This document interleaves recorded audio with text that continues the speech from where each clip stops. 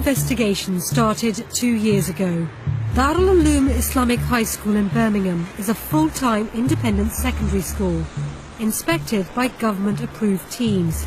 It's required to teach tolerance and respect for other religions. But we went undercover because we had gathered evidence of extreme intolerance. Our reporter started here as a volunteer. He was allowed to sit in on some lessons like maths, but they wouldn't let him into their Islamic classes. So in July last year, he went into one of the rooms where we'd heard they teach Islamic studies, and he left a hidden camera there.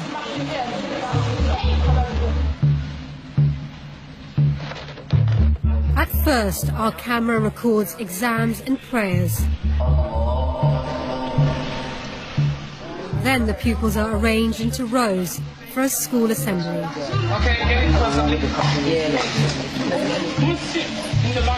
The speaker addresses all the pupils aged 11 and upwards. He starts by talking about people who worship ridiculous things. But there are some people in the world who decide not to use the intellect. They are happy worshipping idols because they worship the cows. It's Hindus, isn't it? Like the Hindus, they worship the cows. This is how he describes Hindu religious practices. If we choose to worship such ridiculous things, a cow. Now, how can anyone worship a cow? First thing he does is he rides that cow, he sits on the cow, his God, he sits on his God, and at times he needs to clean for his God. At times God steps over him. At times God goes to sleep. At times he eats God is hungry. Yeah, apparently. And funny enough, they drink the piss of a cow. He says it's not the first time he's given this speech.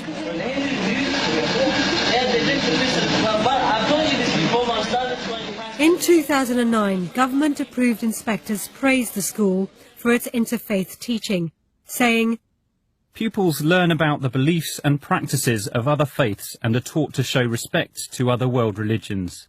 It seems the inspectors weren't aware of teaching like this. This is how British children are being taught to read the Quran.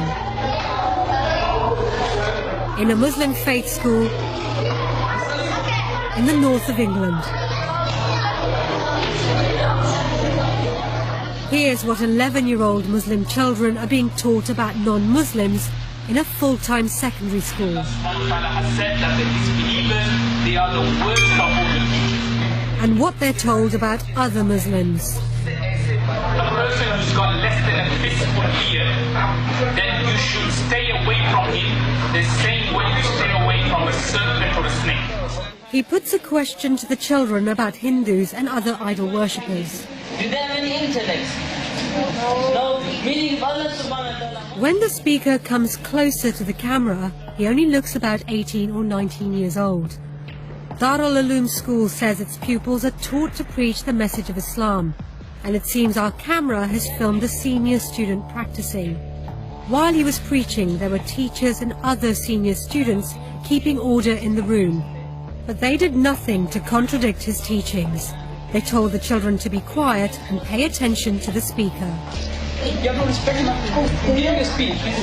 This is one of 38 secondary schools set up by different Islamic organizations to train the next generation of imams and community leaders.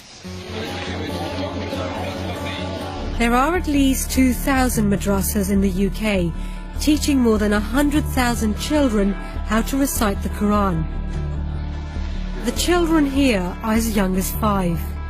On the first day of filming, our camera records a brief moment, which suggests that the reports we've heard of regular violence might be true.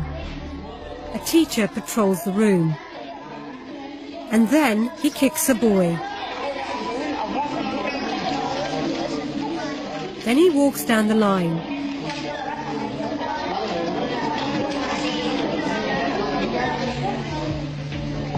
That was all we managed to film in the summer, and both schools broke up for the holidays.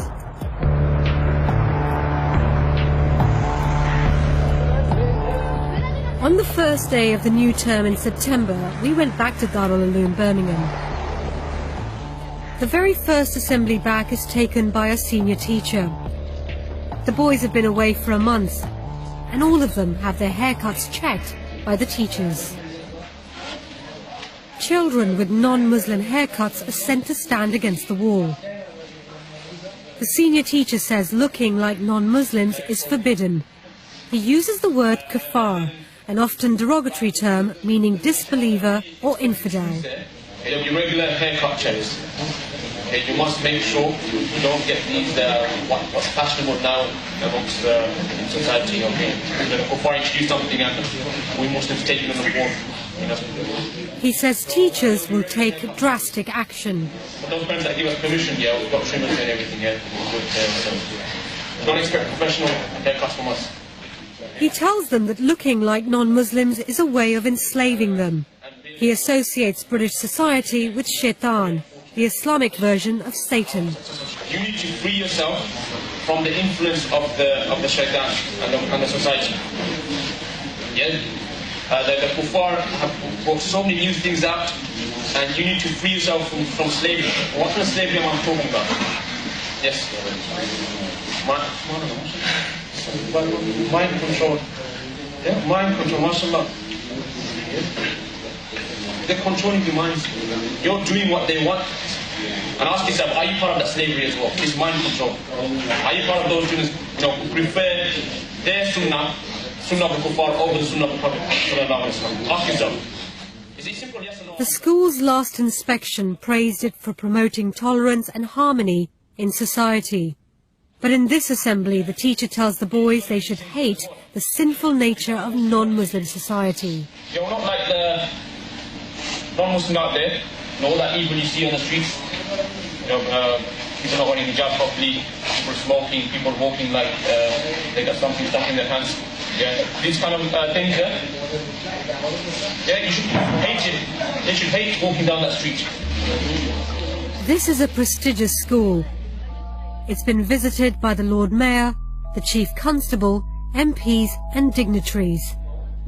The school says it has a community involvement program to prepare students for outside life. We are going into full-scale social segregation and separation. And unless we tackle that now, we will reap the whirlwind. What did you think about the repeated use of kafar? Never would a kafir enter Jannah until a camel enters the eye of a needle. It's like the N-word. It's a term of abuse, a term of censure, condemnation. Some of the teachings that we've shown you, do you think they could be described as hate teachings? There's no shadow of doubt. When you teach children that they should be intolerant of other faiths, have no respect for them, you are breeding hostility, antipathy and animosity to others. If that's not hate,